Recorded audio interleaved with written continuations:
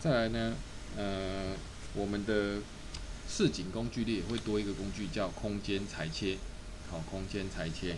那这个工具呢，我们可以从使用手册第一章第一节的最后，好，第一章第一节的最后，大概是1/5 3D 市井控制这边，好，3D 市井控制这边的最后一个，也大概是1/10页，有这个工具。好，点下去之后呢，这边有个建立裁切立方体。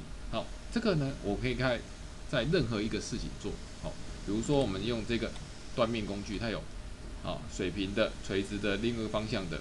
好，那点水平的，直接点4减2的时候呢，会出现这个空间裁切。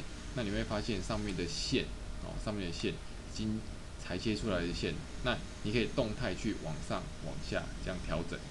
好，动态。那另外一边呢，这边有很多个选项的按钮，都可以使用。比如说裁切这边，看你要裁切哪一边，